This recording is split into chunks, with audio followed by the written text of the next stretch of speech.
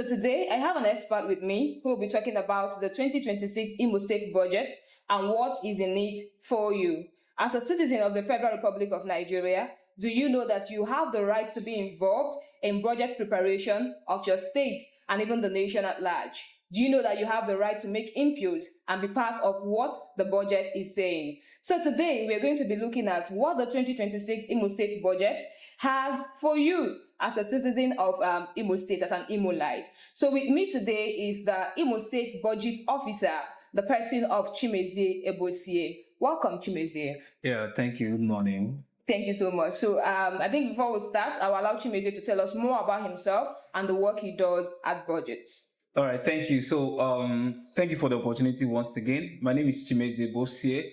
I work with Budget Foundation as the Imo State Officer. So at Budget, what do we do? Budget is a civil tech organization that uses information technology to analyze and track government budgets. So the whole aim is to simplify public information so that citizens can understand what governance is all about, and they can use this information, this simplified information we provided to them to ask questions, right?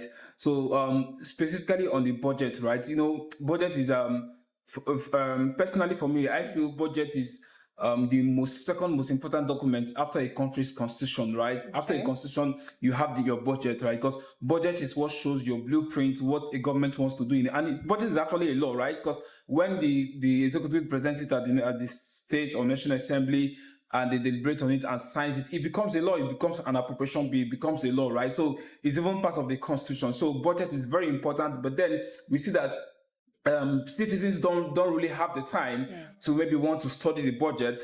Of course, it has to do with figures, and if you want to even look at the document thoroughly, it could be sometimes you have up to 2,000 pages of the document. So which citizen will sit down to read 2,000 pages of document? So that's what we do at the budget. So we rather take this document, we simplify it for citizens to understand what is in there for them and for them to ask questions and hold their government accountable. Oh, thank you so much for that clarification, Chimezie. Okay, moving on. We want to talk about the 2026 Imo State budget, but we're not going to be diving into the 2026 budget without looking at what 2025 budget looked like, and then what the things that we achieved based on what we had on the 2025 budget. So, Chimezie, could you give us a breakdown of what the 2025 budget had and some of the achievements that Imo State government made when it comes to the 2025 budget? All right, so I will be speaking from the figures available to us, right? Because I don't, so more like a disclaimer, I don't work for the state government, right? So the estimates I'll be giving are the figures that we've gotten, and they are verifiable. So speaking of Imo State 2025 budgets, right? And like you mentioned, we can't talk about 2026 budget without talking about 2025, right? So in 2025, what do they have? We had a budget of 807 billion naira in 2025, right? And so for the recurrent expenditure, so when we say recurrent expenditure, it has to do with salary payment, overhead costs, debt servicing. So we had about what was estimated in that budget was 112 billion naira for the 2025 budget. Then that comprised about 14% of the budget.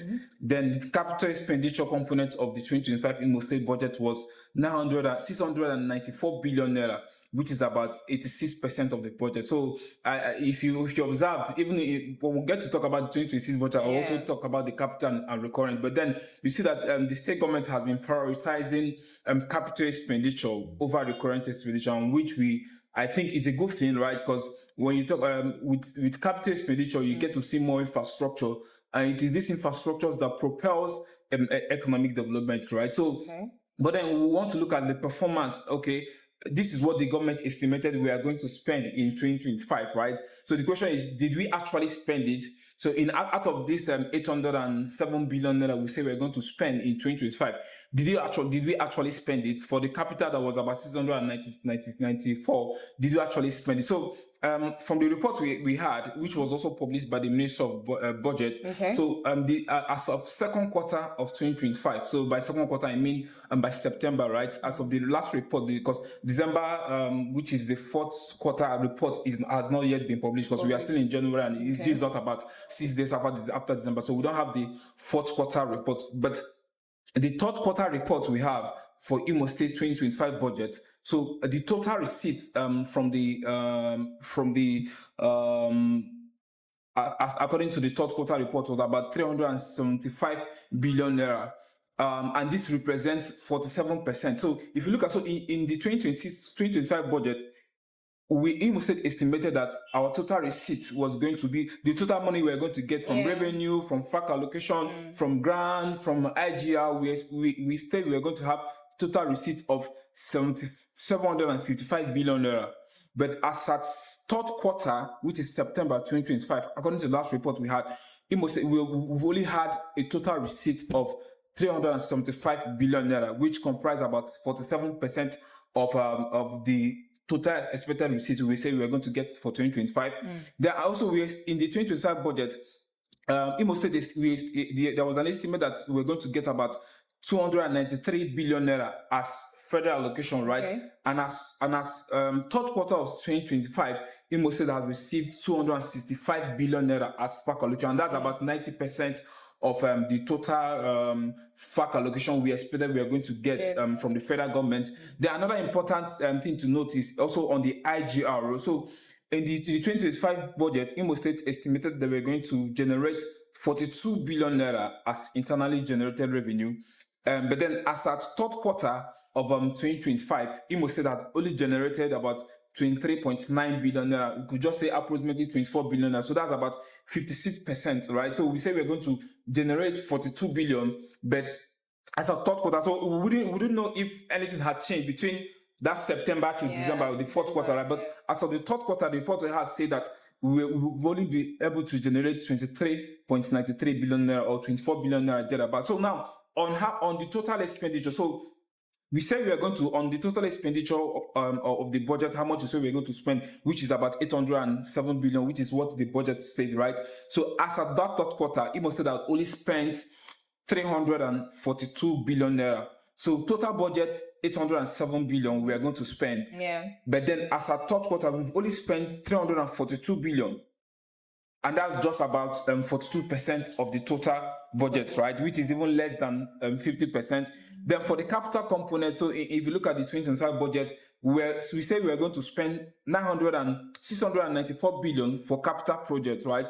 But as of third quarter, from the report we had, we've only spent, Imo State has only spent 265 billion. So 394 estimated capital expenditure for the total year. But as at September, as at third quarter, we've only spent 265 billion, which is 87% of the budget, right? So, like I mentioned, this is according to third quarter. We don't know what has changed between that September till December till now. So what does that say? And this is not actually peculiar to Imo State. So you can actually say that Imo State in 2020, as at September 2025, have not implemented up to 50% of its budget, right? From the figures we have, according from September. So we don't know if by September, December, if they've covered up the remaining expenditure. But then you also know that this issue of not fully implementing the budget is not actually peculiar to Imo State. If you follow the news, I think sometime last month or thereabout, the Minister of the Economy was at the National Assembly, was in front of the committee, where he was explaining that we will be carrying over 70% of the capital budget for 2025 into 2026. And the reason is, so that means we're only able to exclude 30% of our cap. That's for the federal government. So the reason is because of the shortfall in our revenue, right? So I know most states depends, if not all states, well, of course, most of our allocation come from the from FAC allocation. So if federal government is complaining that we didn't generate enough money to execute 70% of our project, so that means there was not enough money also available for states too. So as of September 2025, Imo State had only implemented 42% of the total, 42.4% of the total expenditure for 2025 budget. Okay. So hopefully maybe towards ending of this month or February, we'll see the fourth quarter report and we'll see whether anything has changed significantly within this period of time. Okay, thank you so much, Chimeze, for that. Okay, just like you mentioned, just like you stated earlier, Chimeze doesn't work for the government, so he wouldn't actually, give us an in-depth of what is going on in there. But with the work he does in budgets, they have the way they do their investigations, they track and then get these facts. So it's not as if, he's speaking for the government or something, but he's these figures are actually from the government. From the government. Minister of Budget. So I wouldn't want people to, come and say, you're the one that, come and tell us what this one and this one, so that it wouldn't be on you to, explain to people what the government is doing, but he's just trying to make us understand that with the work they do, they try to track, investigate, and find out this information. So moving on, Chimeze, let us talk about the 2026 budget. We've seen how the 2025 budget went, although you made us understand that there was a shortage when it comes to implementation of the budget that we had. And this is not only peculiar to Imo State, it was from the federal level, and then maybe that was what happened. But I think we'll do more investigation to get to know what's actually caused that and what we can do to make it better off in this year. Okay. So when it comes to the 2026 Imo State budget, what do we have for the citizens in Imo State? So let's talk about the different sectors. I think we have the education sector, we have the health sector, the agriculture, and the rest of them. So can you actually make us understand what each sector, when it comes to Imo State, have been allocated when it comes to the budget? So what is education expecting for the 2026 budget? What is health expecting for the 2026 budget? And so that our people will know that, okay, we have this kind of money allocated for this, and then when we go to the healthcare centers, we know what to fight for or what to ask for. Okay, all right, thank you for that. So the Imo State 2025 budget is tagged Budget of Economic Breakthrough. Okay. And I happened to be at the State Assembly when the governor presented the budget. And so the budget for 2026 Imo State is estimated at 1.4 trillion naira, right? And this is about 73% increase from what we had in 2025. So 2025, we estimated 807 billion. And now in 2026, we are estimating 1.4 trillion, right? And I mean, if you also look at other state budgets, everybody's talking about trillion. Most states now, their budget, Anambra, Abia, and the rest is in trillions of naira, right? So maybe because of the carryover or something from the federal government, really affects. So not really for the carryover. I think because of the tax, the new tax reform. So the government is going to have more inflows this year. So we expect more revenues this year. So the total budget for this year, for 2026, is 1.4 trillion naira. So for the recurrent expenditure, we have 238 billion naira that the government is going to spend on recurrent expenditure for salary payment, for debt servicing, for overhead costs, and all of that. Then for capital expenditure, the government is going to spend 1.2 trillion naira, right? So, I mean, again, the state government is prioritizing capital expenditure. So this year we are having 83% of the budget for capital expenditure. Last year we had 86% of the budget. This year we're having 83% of the budget allocated for capital expenditure, right? So I'll also go into to look at sector by sector, how much each sector in Imo State gets. And just like I mentioned, capital expenditure is getting 83%. So of all the sectors in Imo State, so the Ministry of Works is getting the highest expenditure for the 2026 budget. So like I mentioned, the budget is divided. We have capital expenditure and we have recurrent expenditure. So I like to focus more on the capital expenditure, right? Because capital expenditure has to do with what you see physically, right? While recurrent is the salary, you may not really see it physically, but for capital expenditure is something you have to see, right? So for capital expenditure, Imo State, the Minister of Budgets the Minister of Works and Infrastructure got the highest allocation for 2026 budget, and they got up to 694 billion naira. So that's about 48%, right, of the total budget. So the Minister of Works, so what does that mean? If Minister of Works is getting it, it means we are going to see more infrastructural development, right? And of course, we are not so sometimes for us in the civil society organization, we do like we're always criticizing the government. But if you look at the state has actually improved in terms of road infrastructure, right? Especially here in the with the municipal, right? So we've seen some big projects that have been done in 2025. The control flyover. the Umuahia Obo road that was completed. I mean, the Imo what's it called? The International Conference Center. So a lot of projects. And if you also go to places like Olo, I passed there about 2 or 3 months ago. I saw, I mean, everywhere you turn, you get to see construction sites, right? So yeah, so the government is prioritizing works and infrastructure in 2026, and that's why we have 694 billion naira to be allocated to Minister of Works.